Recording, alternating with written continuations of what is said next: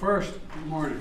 I want to say a few words about the ongoing effort to bring home the hostages, and Hamas has been holding since October the 7th. We've been working on this intensively for weeks, as you all know.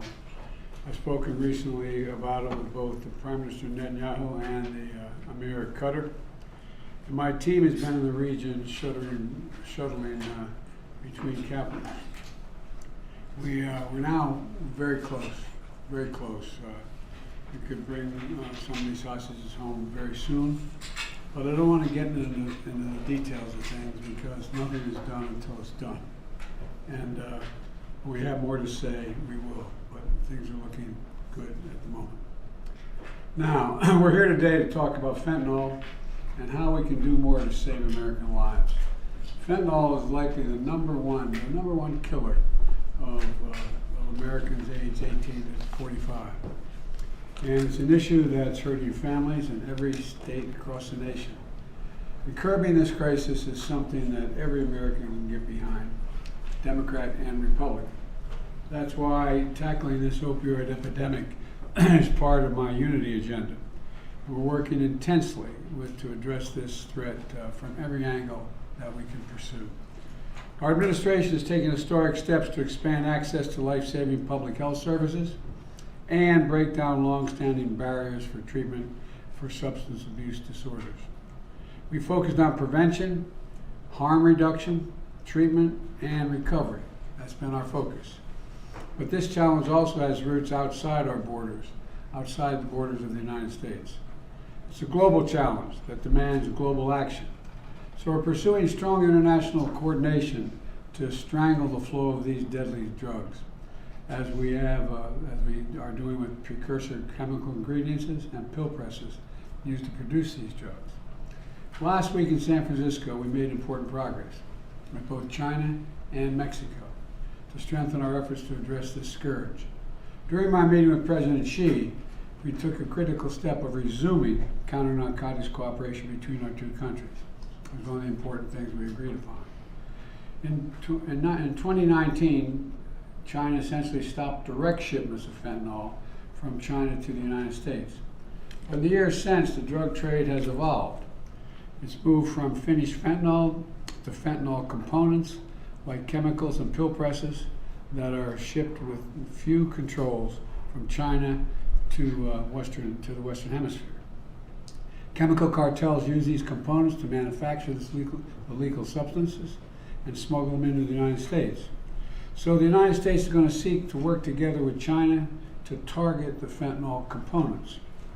As a result of our recent diplomacy, China has already taken steps to shut down companies dealing in illicit trade of precursor chemicals. We're now, and we're not just going to trust that this is happening. We have to verify it. And that's going to save lives, we believe. While in San Francisco, I also met with President of Mexico. Together, we committed to expanding law enforcement cooperation and intelligence sharing to better disrupt the flow of fentanyl and dismantle the violent chemical groups that traffic synthetic drugs in our communities. We've made record seizures of fentanyl at the border this year, intercepting these dangerous drugs before they can get into the United States to do the damage they do.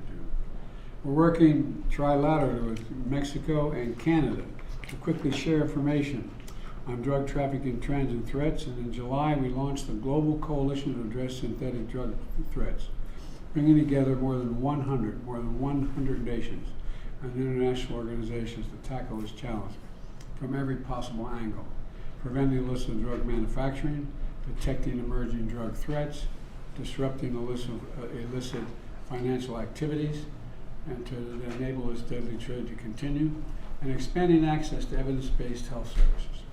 We have so much more to do, though. We're not kidding ourselves. I called this meeting to make sure we're doing everything we can to keep building on the momentum of last week. How can we accelerate our efforts and make sure that we're delivering real results for the people who are being hurt so badly? Congress also has to step up in this fight.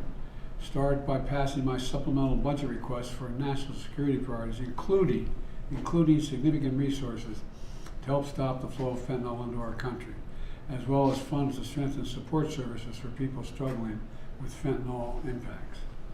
Look, I also urge Congress to permanently make fentanyl and related substances Schedule I drugs, and to take that action to help limit the distribution of pill presses and close the loopholes that exist now for small shipments of fentanyl.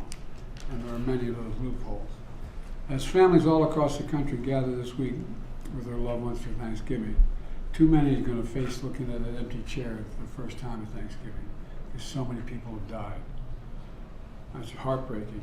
It really is an American tragedy. Just in the neighborhood I'm in, next door neighbor, and just tough stuff. People are dying, and I'm committed to doing everything in my power as president to get this crisis under control. So we're gathered today here to get to work together to make sure we're coordinating all our efforts in each of the agencies to make progress on the progress we made with both AMLO as well as SHE. So thank you very much. Mr. President, how many